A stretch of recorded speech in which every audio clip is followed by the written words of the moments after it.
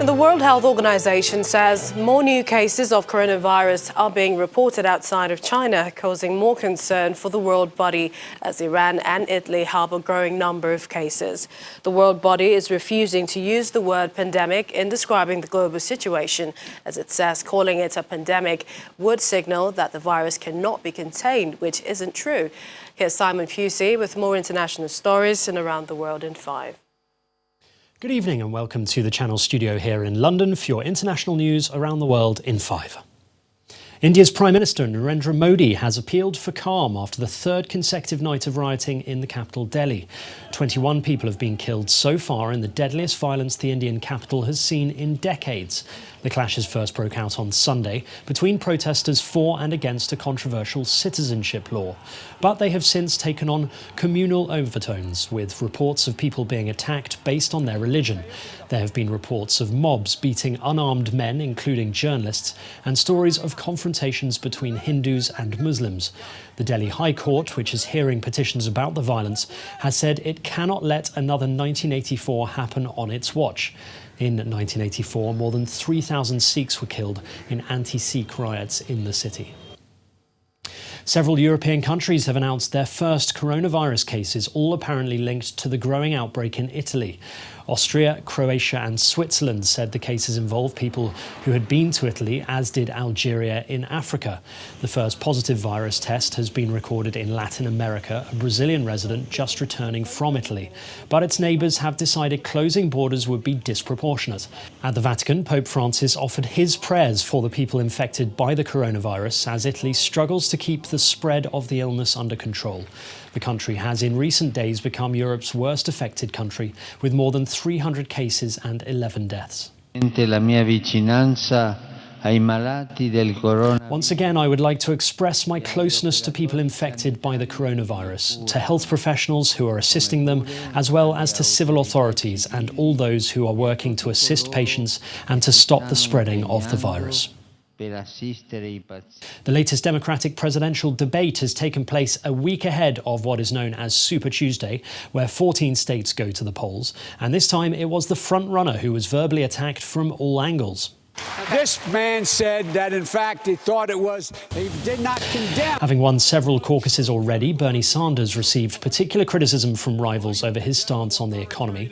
The debate in Charleston was the final one before South Carolina votes on Saturday, followed by 14 other states next Tuesday. At the end of the day, there is a reason why we are beating Trump in poll after poll after poll nationally. There's a reason why we are beating him in Wisconsin, in Michigan, in Pennsylvania.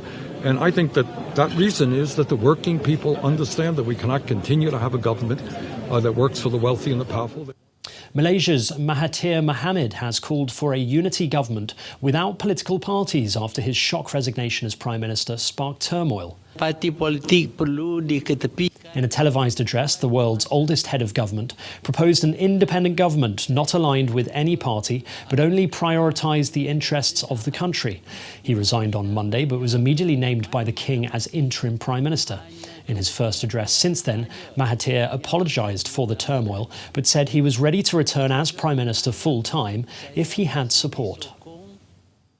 A military funeral has been held in Egypt's capital, Cairo, for the former Egyptian President Hosni Mubarak, who died on Tuesday at the age of 91. The ceremony in the Tantawi Mosque was followed by a private burial in the family grave at a cemetery in eastern Cairo. Authorities have declared 3 days of national mourning. Mr. Mubarak was forced out of office in 2011 by mass protests, 30 years after becoming president following the assassination of Anwar el-Sadat. The UN has made an appeal for more funds to tackle the unprecedented invasions of locusts threatening crops in parts of Africa and Asia. The group's Food and Agriculture Organization says a food crisis could be looming in East Africa if more resources are not forthcoming, and has appealed to donors for an additional $62 million. In the 3 of the worst affected countries, Kenya, Ethiopia and Somalia, it's estimated that at least 100,000 hectares in each country needs to be sprayed with insecticide. The UN says the money is needed to help these countries control locusts by spraying on the ground or from the air, and to improve cross-border coordination. And finally, London's Leadenhall Market has hosted its annual Pancake Day race, where teams raced while flipping the fried crepes to mark Shrove Tuesday. The famous race involves competitors running back and forth along a 20-metre stretch while flipping a pancake at least 3 times per length. The winning team, named Chafing the Dream, were awarded the coveted engraved frying pan for their success in the tournament.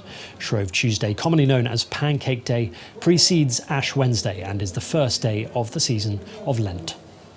And that's your international news around the world in 5. Now back to the studios in Nigeria. In football, in the UEFA Champions League, Lyon beat Juventus 1-0 in the first leg of their round of 16 clash played in France. Well, Lucas Toussaint's goal in the 31st minute was enough to give the French side Lyon victory. English champions Manchester City came from behind to beat Real Madrid FC 2-1 at the Santiago Bernabeu. Abia Warriors have been fined 5 million naira as a result of fan violence that marred the club's matchday 20 against Enyimba. The fine was handed down to the Abia state-based side by the league management company LMC. Abia Warriors are also to play a minimum of their next 3 consecutive home games behind closed doors, while Enyimba will receive 2.5 million naira as compensation for injuries and damages to property. Abia Warriors have 48 hours to accept in writing this decision or seek to appear before a panel. The Court of Arbitration of Sport, CAS, has confirmed that English Premier League champions Manchester City have appealed against the 2-year ban from European football.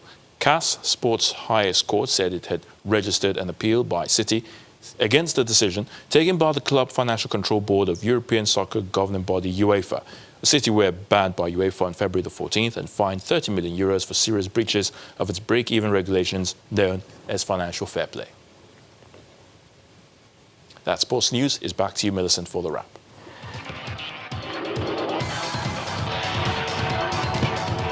Thank you, AY. And the main news again.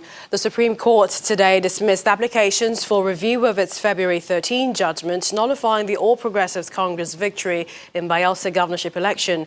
Describing the applications as frivolous, the court also ordered the lawyers to APC and its candidate to pay a total of 60 million naira to the respondents. Also today, Army Corporal fighting insurgency in Operation Lafia Doli Theatre Command in Borno State killed 4 of his colleagues and himself. Plus, we told you the World Health Organization today confirmed that the new coronavirus is spreading more rapidly outside China, just as we told you that a Chinese national in Lagos is currently being observed for the novel coronavirus. That's News at 10 tonight. Many thanks for watching. I'm Millicent Nwaka. Have a good night.